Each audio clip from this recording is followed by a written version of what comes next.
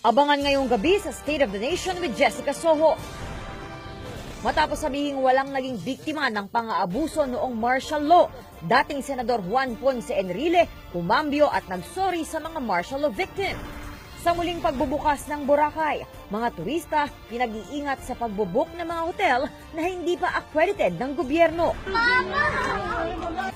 Apat na pulis na lasing umano, pinilit daw mang aresto kahit walang dalang warrant. Miss Paraguay, hinimatay sa stage ng tanghaling Miss Grand International 2018. At kilalanin ng batang ito na minamanilang ang pagbibilang sa 13 lengguwahe.